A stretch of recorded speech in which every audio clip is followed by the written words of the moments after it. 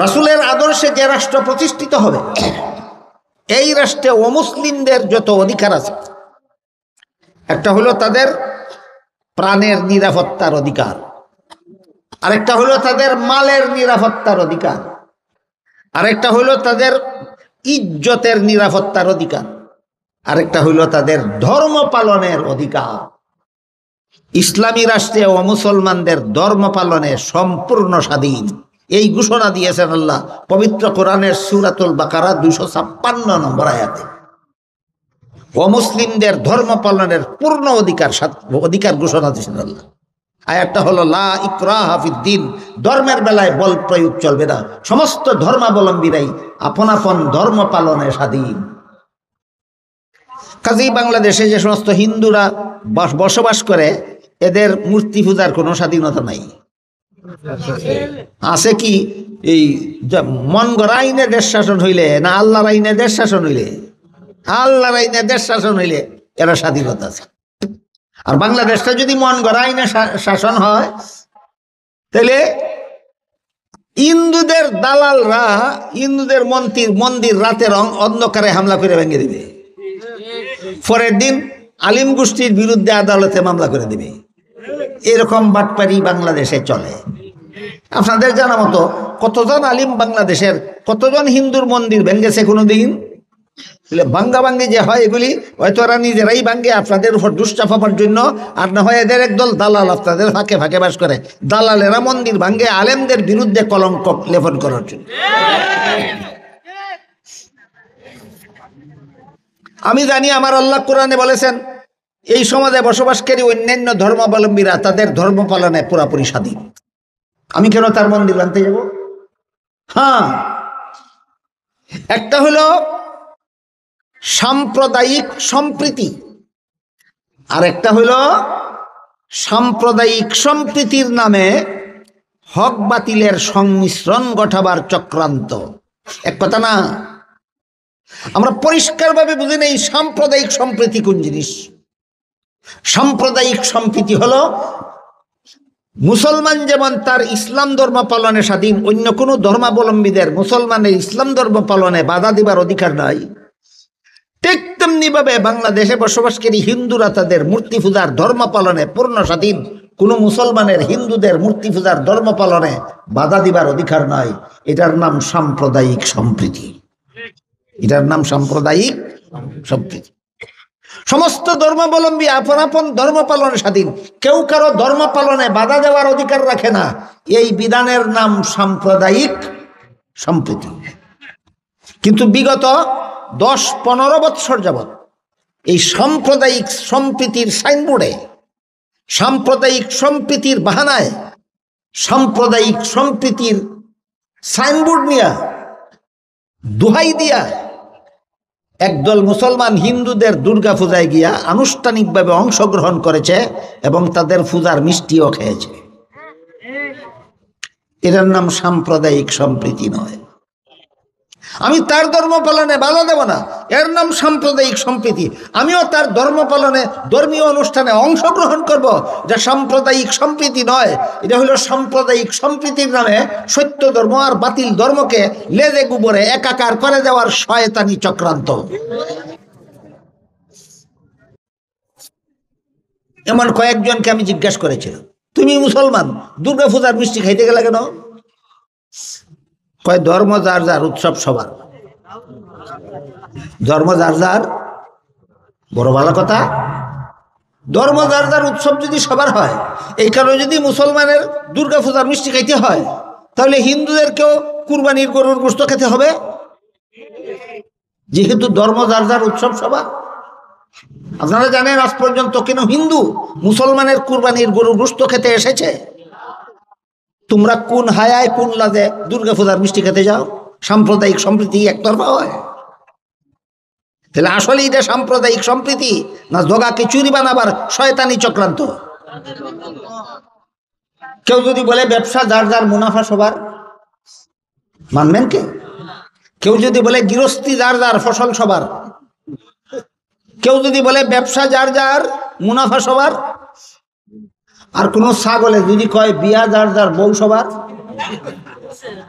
এটা যেমন ছাগল, ঠিক তেমনি ভাবে যারা বলে ধর্ম যার যার উৎসব সবার, এটাও আর এক ছাগল। বলেন ধর্ম যার যার উৎসব সবার স্লোগানের নাম সাম্প্রদায়িক সম্প্রীতি, না সমস্ত ধর্মাবলম্বীদের ধর্ম পালনের স্বাধীনতার নাম সাম্প্রদায়িক সম্প্রীতি? এখানে একটা জটিল প্রশ্নও আছে। প্রশ্ন হলো যে তাদের ধর্ম যদি আল্লাহর কাছে গ্রহণযোগ্য হয় তাহলে আমি অংশগ্রহণ করলে বাধা রাখি, আর তাদের ধর্ম যদি আল্লাহর কাছে গ্রহণযোগ্য না হয় তাহলে পালন করার স্বাধীনতা দেব কেন? বুঝলেন কি প্রশ্ন? বুঝলেন কি? ইসলাম ছাড়া অন্য ধর্ম আল্লাহর কাছে গ্রহণযোগ্য কিনা এই প্রশ্নের একটা সমাধান হওয়া দরকার। যদি গ্রহণযোগ্য হয় তাহলে আমি তার ধর্মীয় অনুষ্ঠানে অংশগ্রহণ করলে অপরাধটা কি? আর যদি গ্রহণযোগ্য না হয় তাহলে তাকে পালন করার স্বাধীনতা দিবেন কেন? এই প্রশ্নের জবাব বোঝার জন্য আমি একটা উদাহরণ দিয়ে থাকি। পরীক্ষার্থী ছাত্ররা যখন প্রশ্নপত্র হাতে নিয়ে পরীক্ষার হলে বসে, আপনাদের দিরাই কোনো স্কুলের পরীক্ষার্থীরা সবাই প্রশ্নের সঠিক জবাব লেখে না অনেক পরীক্ষার্থীর জবাব ভুলও লেখে? ভুল লেখলে বাধা দেওয়ার কোনো নিয়ম আছে? এই সুযোগে যদি সে ভুলই লেখে পাস করবো না ফেল করবো? এখানেও তো প্রশ্ন জাগে, ভুল লেখলে যদি ফেল করবো নিশ্চিত হয় তাহলে বাধা দেব না কেন? আর বাধাই যদি দেব না তাহলে ভুল লেখলে ফেল করবে কেন? এই প্রশ্নের যেই জবাব ওই প্রশ্নের সেই জবাব, উভয় প্রশ্নের একই জবাব। পরীক্ষার্থী ছাত্রকে ভুল লেখলে বাধা দেওয়া যাবে না, গ্রহণযোগ্যতার কারণে নয়, নিয়ম রক্ষার জন্য। ঠিক তেমনি ভাবে দুনিয়াতে ইসলাম ছাড়া আর কোনো ধর্ম যারা পালন করে, আল্লাহ সূরা আলে ইমরানের 85 নম্বর আয়াতে আল্লাহ বলেছেন গ্রহণযোগ্য নয়, অধিকার দিতে হবে নিয়ম রক্ষার জন্য। এই সুযোগে যদি কোনো ছাত্র ইচ্ছা মতো প্রশ্নের জবাব ভুল লেখে তাইলে তার ফলাফল যেমন গুড়ার ডিম ছাড়া আর কিছু নাই, ঠিক তেমনি ভাবে এই সুযোগে যদি কেউ ইসলাম ছাড়া ভিন্ন কোনো ধর্ম পালন করে পরকালে তার কপালেও জাহান্নাম ছাড়া আর কিছু নাই। এবার বলেন, ভিন্ন ধর্ম পালন করার স্বাধীনতা কোরআন দিয়েছে তাদেরকে গ্রহণযোগ্যতার কারণে না নিয়ম রক্ষার জন্য? এই স্বাধীনতা একমাত্র মুহাম্মদুর রাসূলুল্লাহর আদর্শে প্রতিষ্ঠিত রাষ্ট্রে আছে, অন্য কোনো রাষ্ট্রে নাই। অন্য কোনো রাষ্ট্রে নাই, অন্য কোনো ধর্মাবলম্বীদের কাছেও নাই। বৌদ্ধ ধর্মাবলম্বীদের রাষ্ট্র হইল বার্মা, মুসলমানদের ধর্ম পালনের কোনো স্বাধীনতা নাই। হিন্দু ধর্মাবলম্বীদের রাষ্ট্র হইল ইন্ডিয়া, মুসলমানদের ধর্ম পালনের স্বাধীনতা নাই। ইহুদিদের ধর্ম পালনের রাষ্ট্র হইল ইসরায়েল, মুসলমানদের বেঁচে থাকার পর্যন্ত অধিকার নেই। তাহলে অন্য ধর্মাবলম্বীদেরকে ধর্ম পালনের স্বাধীনতা অন্য ধর্মাবলম্বীরা দেয় না একমাত্র ইসলাম ধর্ম দেয়?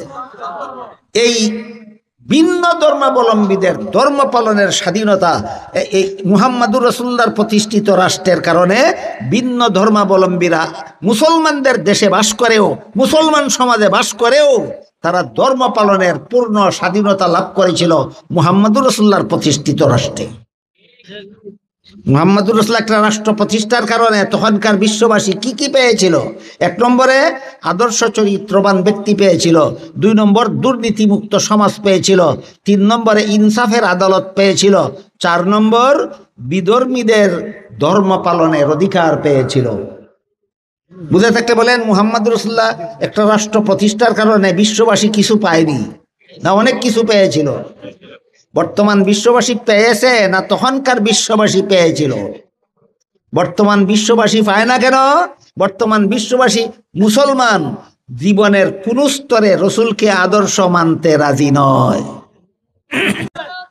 মুহাম্মদুর রাসূলুল্লাহর আদর্শ মতো যে রাষ্ট্রটা প্রতিষ্ঠিত হবে, এই রাষ্ট্রের প্রতিটি নাগরিকের 6টা মৌলিক অধিকার আছে।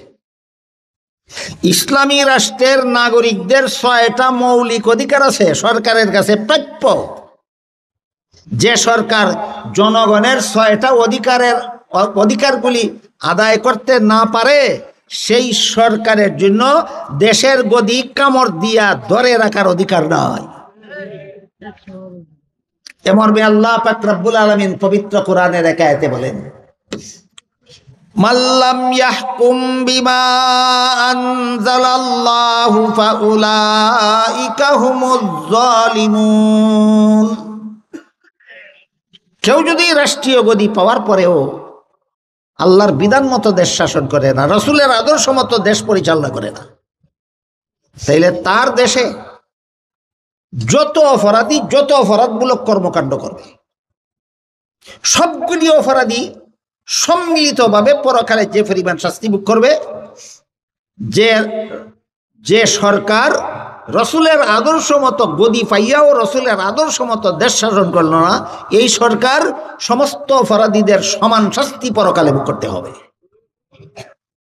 রসুলের আদর্শ মতো আদর্শ ব্যক্তি চরিত্র গড়ল না সরকার, রসুলের আদর্শ মতো পরিবার গড়ার ব্যবস্থা করে দিল না, রসুলের আদর্শ মতো সমাজ গড়ার ব্যবস্থা করে দিল না, রসুলের আদর্শ মতো আদালত পরিচালনা করলো না, রসুলের আদর্শ মতো দেশ শাসন করলো না, এমন সরকারের দেশে যত সুরে যত চুরি করবে, যত ডাকাতে যত ডাকাতি করবে, যত খুনিয়ে যত খুন করবে, যত জিনাকারে যত জিনা করবে, যত দুর্নীতিবাদে যত দুর্নীতি করবে, যত জালিয়াতিকারী যত জালিয়াতি করবে, যত অপকর্মকারী যত অপকর্ম করবে, সবগুলি মিলে যে পরিমাণ শাস্তি একা সরকারকে বহন করতে হবে পরকালে, সেই পরিমাণ শাস্তি। নারে তাকবীর, আল কোরআনের আলো ঘরে ঘরে চলো, ঘরে ঘরে চলো, আল কোরআনের আলো, আল হাদিসের আলো ঘরে ঘরে চলো, ঘরে ঘরে চলো, আল কোরআনের আলো, তাকবীর, কুরআন সুন্নাহর আলো। এমন এই মর্মে হাদিস শরীফে আল্লাহ রাসূল বলেন, আলা কুল্লুকুম রাইন ওয়া কুল্লুকুম মাসউলুন আন রাইয়াতিহি। এর মর্ম হলো, তোমার অধীনে যদি কোনো মানুষ না থাকে, তোমার বউও নাই, বাচ্চাও নাই, কর্মচারীও নাই, গোলামও নাই, বান্দিও নাই, তোমার 3.5 হাত বডির প্রত্যেকটা অঙ্গের পাপ সম্পর্কে আল্লাহর কাছে জবাব দিতে হবে। বডির সমস্ত অঙ্গ প্রত্যঙ্গের ব্যাপারে আল্লাহর কাছে জবাব দিতে হবে আমার, যদি আমার অধীনে কোনো মানুষ না থাকে। আর যদি তোমার অধীনে অন্য লোক থাকে, যেমন দেশের সরকার, সমস্ত জনগণ সরকারের অধীন না সরকার জনগণের অধীন? সরকার জনগণের অধীন না জনগণ সরকারের অধীন? জনগণ সরকারের অধীন। কাজেই এই সরকারের অধীনস্থ জনগণের যত লক্ষ কোটি জনগণের যত অপরাধ করবে সবাই পাবে যে পরিমাণ শাস্তি। তুমি কেন ইসলামী আল্লাহর আইন মতো দেশ শাসন করলে না? এই কারণে সমস্ত অপরাধীদের সমান শাস্তি একা সরকারকে ভোগ করতে হবে হাসরের মাঠে। আন্দোলন করে গদি দখল করে আলাওয়া, দিল্লির লাড্ডু খাওয়া দাওয়া, ফিরত তেল মালিশ করে হাসরের মাঠে দাঁড়ায়ও, ফিরত তেল মালিশ করে হাসরের মাঠে দাঁড়ায়ও। রসুলের আদর্শ মতো যে রাষ্ট্র প্রতিষ্ঠিত হবে, এই রাষ্ট্রের মুসলমান অমুসলমান নির্বিশেষে সমস্ত নাগরিকের 6টা অধিকার আছে সরকারের কাছে। বলুন কটা? 6টা। 6টা অধিকারের শুধু হেডিংটা বলি, ব্যাখ্যা বিশ্লেষণের সময় আমার হাতে নেই। রাসূলের আদর্শ মতো যে রাষ্ট্র প্রতিষ্ঠিত হবে, এই রাষ্ট্রের মুসলমান অমুসলমান নির্বিশেষে সমস্ত নাগরিকদের 6টা মৌলিক অধিকার আছে সরকারের কাছে। যেই সরকার জনগণের 6টা অধিকার আদায় করতে পারে না, তার গদি কামড় দিয়ে ধরে রাখার অধিকার নাই। 6 অধিকারের 1 নম্বরটাই খাদ্য। সরকারের কাছে জনগণের খাদ্য পাওয়ার অধিকার আছে। হয়তো কৃষি খাতে ব্যয় করো, দেশে ফসল উৎপাদনের ব্যবস্থা করো, যেন দেশের খাদ্য দেশের জনগণের জন্য যথেষ্ট হয়। তোমার দেশের জমি যদি যথেষ্ট পরিমাণ খাদ্য উৎপাদনের যোগ্য না হয়, বেকার মানুষকে চাকরি দাও, চাকরির বেতন দিয়ে সে খাদ্য কিনে খাইতে পারবে। ফসলও যদি ফলাইবার ব্যবস্থা করতে না পারো, কিনে খাওয়ার মতো পয়সা উপার্জনের চাকরিও যদি দিতে না পারো, সরকার তুমি বিদেশ থেকে খাদ্য আমদানি করে জনগণকে খাদ্য দিতে হবে। জনগণ, প্রত্যেকটা জনগণ আপন আপন খিদা নিবারণ উপযোগী খাদ্য পাওয়া জনগণের অধিকার এবং সরবরাহ করা সরকারের দায়িত্ব। 6 অধিকারের 1 নম্বর অধিকারের নাম খাদ্য। 6 অধিকারের 1 নম্বর অধিকারের নাম খাদ্য। এই খাদ্য যে সরকারের কাছে জনগণের প্রাপ্য একটা অধিকার, রাসূলের আদর্শ প্রতিষ্ঠিত রাষ্ট্রে ওই অধিকারটা কিভাবে আদায় করা হইতো, এবার একটা ঘটনা কই শুনুন। আগেই বলেছি, হযরত উমর রাসূলের প্রতিষ্ঠিত রাষ্ট্র পরিচালনার জন্য রাসূলের পক্ষ থেকে দ্বিতীয় প্রতিনিধি ছিলেন, দ্বিতীয় খলিফা ছিলেন। খলিফা রাসূলের দ্বিতীয় খলিফা মনোনীত হওয়া মাত্রই রাতের বেলায় নিরিবিলি প্রজা সাধারণের বাড়িতে বাড়িতে ঘোরাফেরা শুরু করলেন আমার দেশের জনগণ ঠিকমতো খাদ্য পাইল কিনা তদন্ত করার জন্য। কারণ সরকারের কাছে জনগণের 1 নম্বর অধিকার। শুধু মুসলমান জনগণকে খাদ্য সরবরাহ করবে সরকার, না সমস্ত জনগণকে? সমস্ত জনগণকে। এক বাড়িতে গিয়ে দেখলেন একটা বিধবা মহিলা তার কয়েকটা এতিম বাচ্চা খাওয়ার জন্য কাঁদতেছে, ঘরে খানা নাই। মহিলা খামোখা সান্ত্বনা দিয়া ঘুম পাড়াবার চেষ্টা করতেছে। খলিফা ওমর ডাক দিলেন, ঘরে কে আছে? দরজা খুলো। দরজা খোলার পরে খলিফা ওমর ঘরে এই একটা বিধবা মহিলা ছিল, জিজ্ঞেস করলেন, তুমি কি করতেছো ঘরে বসে বসে? তোমার বাচ্চা এতিম বাচ্চারা কান্দে কেন? মহিলা বলে, জবাব পরে দেব, আগে আমার একটা কথা আছে। তোমার কি কথা? কয়, আমি শুনছি উমর বলে দেশের খলিফা হইছে। এই মহিলা উমরের নাম শুনছে কিন্তু উমরকে দেখছে না কোনোদিন। কয়, আমি শুনছি উমর বলে দেশের রাষ্ট্রপ্রধান হইছে। হে, দেশের রাষ্ট্রপ্রধান হওয়ার যোগ্য নয়। খলিফা জিজ্ঞেস করলেন, কেন? রাষ্ট্রপ্রধানের দায়িত্ব হইল রাতের বেলায় কে খাইয়া ঘুমাইলো আর কে না খাইয়া ঘুমাইলো খবর নেওয়া। এই উমর খলিফা হইছে, আমার এই 3 বাচ্চারা না খাইয়া ঘুমাইতে যাইতেছে, খবর নিতে আসলো না। আমি বিধবা মহিলা, আমার স্বামী মারা গেছে, উপার্জনের কোনো লোক নাই আমার পরিবারে। আমি যে উপবাস, খবর নিতে আসলো না যে উমর, এই উমর মুসলমানের দেশের শাসনকর্তা হওয়ার যোগ্যতা রাখে না। খলিফা উমর বিধবার মুখে এই কথা শুনিয়া গোলাম রে লইয়া সরকারি খাদ্য গুদামে ঢুকলেন। গোলাম রে কইলেন, আটার বস্তা আমার গাড়ি উঠাইয়া দাও। গোলামে কয়, হুজুর আমার মতো গোলাম আপনার সাথে থাকা অবস্থায় আটার বস্তা প্রেসিডেন্টের গাড়ি উঠাই দেব? প্রেসিডেন্টে কয়, এই গোলাম, হাসরের মাঠে আল্লাহ যখন জিজ্ঞেস করবেন খলিফা উমর যেই দেশের প্রেসিডেন্ট ছিল ওই দেশের একটাই বিধবা মহিলা আর তার কয়েকটা এতিম বাচ্চা না খাইয়া ঘুমাইছিল কেন, জবাব তুই দিবি? গোলামে কয়, না হুজুর, এই প্রশ্নের জবাব তো আমি দিতে পারবো না। খলিফা উমর বলেন, তাহলে বোঝা গেল দায়িত্বটা তোর না, দায়িত্বটা আমার। আমার দায়িত্ব আমাকে পালন করতে দে, আটার বস্তা আমার গাড়ি উঠাইয়া দে। খলিফা উমরের কাছে গোলাম তর্কে হাইরা গেল। তর্কে হাইরা গিয়া বাধ্য হইয়া আটার বস্তা খলিফা উমরের ঘাড়ে উঠাইয়া দিল। খলিফা উমর আটার বস্তা লেবারের মতো ঘাড়ে করিয়া নিয়া বিধবার বাড়িতে চললেন, আর গোলাম নবাবের মতো খালি হাত খলিফা উমরের সাথে চললেন। বিধবার বাড়িতে গেলেন, বস্তা দাবাইলেন, আটা বের করলেন, রুটি তৈরি করাইলেন, বিধবা মহিলার দ্বারা শেখাইলেন, বাচ্চাদের খাওয়াইলেন, তাদের মুখে হাসি ফুটাইলেন।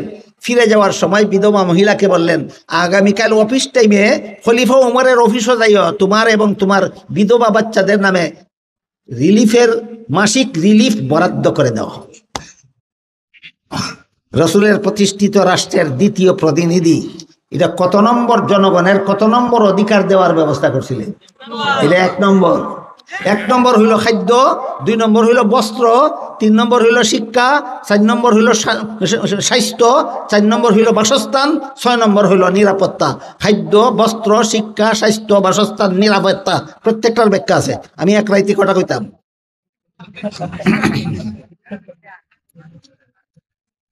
রসুলের আদর্শে যে রাষ্ট্র প্রতিষ্ঠিত হবে এই রাষ্ট্রের মুসলমান অমুসলমান নির্বিশেষে সমস্ত নাগরিকের 6টা মৌলিক অধিকার আছে। রসুল একটা রাষ্ট্র প্রতিষ্ঠা করার কারণে অধিকারগুলি বিশ্ববাসী পেয়েছিল। বর্তমানে রসুলের আদর্শে কোনো রাষ্ট্র প্রতিষ্ঠিত নাই, একমাত্র আফগানিস্তান ছাড়া। এই জন্য বর্তমান বিশ্ববাসী রসুলের প্রতিষ্ঠিত রাষ্ট্রের উপকারিতা থেকে বর্তমান বিশ্ববাসী বঞ্চিত রয়েছে। 6 অধিকারের 1 নম্বর হইল খাদ্য। কে পাইব কার কাছে? জনগণে পাইব সরকারের কাছে। 2 নম্বর অধিকার হইল বস্ত্র, উপযোগী পোশাক সরকারের কাছে, জনগণের পাওনা। হয়তো বস্ত্র উৎপাদন ফ্যাক্টরি প্রতিষ্ঠা করো, কাপড় উৎপাদন করো, জনগণে কিনে নেওয়ার সুযোগ করে দাও, না হয় বিদেশ থেকে আমদানি করো, জনগণ কিনে নেবার সুযোগ করে দাও। ফ্যাক্টরিও তুমি স্থাপন করবে না, বিদেশ থেকে আমদানিও করবে না, কাপড়ের অভাবে জনগণ কষ্ট করবে। তোমার মতো অপদার্থ সরকার গদিতে বসে রাখার অধিকার নয়।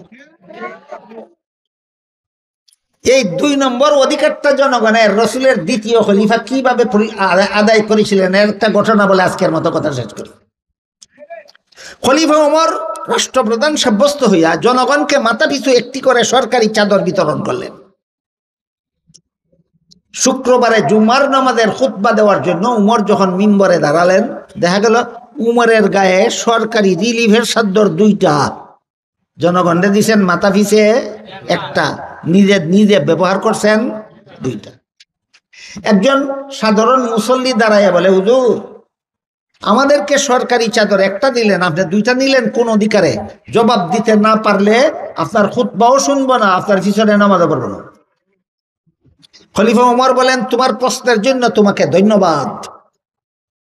বর্তমান দুনিয়ার কোন রাষ্ট্রপ্রধানকে একজন মসজিদের মুসল্লি যদি কয়, কার পয়সা দিয়ে পোশাক বানাইছ, কার পয়সা দিয়ে কোটি টাকার গাড়ি কিনছ, কার পয়সা দিয়ে আকাশ ছোঁয়া বাড়ি কিনছ, আর কার বাপের 50 লক্ষ কোটি টাকা বিদেশ পাঠাইছ, কইব তোমারে ধন্যবাদ না দৈন্যা কুটা দিব? ধন্যবাদ কইত না, দৈন্যা কুটা দিব। খলিফা উমর বলেন, তোমার প্রশ্নের জন্য তোমাকে ধন্যবাদ, কিন্তু দুঃখিত, আমি প্রশ্নের জবাবটা আমি দিতে পারবো না, আমার ছেলে আব্দুল্লাহ দেবে। উমরের ছেলে আব্দুল্লাহর কাছে যখন জবাবের দায়িত্ব গেল, আব্দুল্লাহ দাঁড়ায় বলেন, আমার বাবা যেভাবে তোমাদেরকে মাথা পিছু 1টি করে চাদর বিতরণ করেছেন, সরকারি চাদর বিনামূল্যে বিতরণ করেছেন, আমার বাবাও 1টি চাদরই গ্রহণ করেছিলেন, কিন্তু ঘটনা হইল একটা রিলিফের চাদর ছাড়া আমার বাপের আর কোনো কাপড়ই নেই। কত বড় দেশ শাসন করত, অর্ধেকটা পৃথিবীর সমান দেশ শাসন করত, রিলিফের চাদর ছাড়া তার আর কোনো কাপড়ই নেই। নিম্নাঙ্গে পড়লে ঊর্ধ্বাঙ্গ খোলা থাকে, ঊর্ধ্বাঙ্গে পড়লে নিম্নাঙ্গ খোলা থাকে, এমত অবস্থায় তোমাদের নামাজের ইমামতি করতে পারেন না। এই জন্য আমার ভাগের চাদরটা আমার বাবাকে দান করেছি, যেন তোমাদের ইমামতিটা করতে পারে। বলেন, রসুলের আদর্শে প্রতিষ্ঠিত রাষ্ট্রে জনগণ ন্যায্য পোশাক থেকে বঞ্চিত থাকে, ন্যায্য খাদ্য থেকে বঞ্চিত থাকে, ন্যায্য শিক্ষার থেকে বঞ্চিত থাকে না। এরকম 6টা অধিকার আছে জনগণের, মুসলমান হোক অমুসলমান হোক, ওই সমস্ত অধিকার এই দেশের জনগণ তখনই একমাত্র পেতে পারে যখন রাষ্ট্রটা রসুলের আদর্শে পরিচালিত হবে। রসুলের আদর্শে পরিচালিত রাষ্ট্র ছাড়া, রসুলের আদর্শ মতো রাষ্ট্র পরিচালনা ছাড়া জনগণের এই অধিকারগুলি আদায় করার ক্ষমতা কোনো সরকারের বাপেরও নাই। বিশ্বাস করতে হবে ব্যক্তি জীবনে রাসূল মোদের আদর্শ, পারিবারিক জীবনে রাসূল মোদের আদর্শ, সামাজিক জীবনে রাসূল মোদের আদর্শ, রাষ্ট্রীয় জীবনে রাসূল মোদের আদর্শ, আন্তর্জাতিক জীবনে রাসূল মোদের আদর্শ, আর বাস্তবায়নের জন্য জীবন সাধনা করতে হবে। তবেই আমি রাসূলকে আদর্শ মানলাম। তাই আল্লাহ বলেন, লাকাদ কানা লাকুম ফি রাসূলিল্লাহি উসওয়াতুন হাসানা। আল্লাহর রাসূলের মধ্যে আদর্শ রয়েছে। গ্রহণ করতে পারবে কারা? খাঁটি মুমিন মুসলমান যারা। গ্রহণ করতে পারবে না কারা? মুনাফিক যারা। কে মুমিন আর কে মুনাফিক আল্লাহ পরিষ্কার করে দিয়েছেন। রসুলের আদর্শ যে ব্যক্তি জীবনের সর্বস্তরে গ্রহণ করার জন্য সাধ্যমতো চেষ্টা চালিয়ে যায়, সে সত্যিকারের মুমিন। রসুলের আদর্শ মানতেই রাজি না, পালন করবে দূরের কথা। আল্লাহ বলেন, তুই মুমিন না, তুই মুনাফিক। বুঝে থাকলে বলুন, আমরা মুনাফিকের খাতায় নাম লেখাতে চাই না মুমিনের খাতায়? তাইলে নামাজ রোজা ইবাদত বন্দেগীর বেলায় শুধু রসুলকে আদর্শ মানতে হবে না জীবনের সর্বস্তরে? আল্লাহ আমাদেরকে জীবনের সর্বস্তরে রসুলকে আদর্শ মেনে এই আদর্শ বাস্তবায়নের সংগ্রাম করে জীবন কাটাবার তৌফিক দান করুন। সবাই বলুন আমিন। সুবহান রাব্বিকা রাব্বিল ইজ্জাতি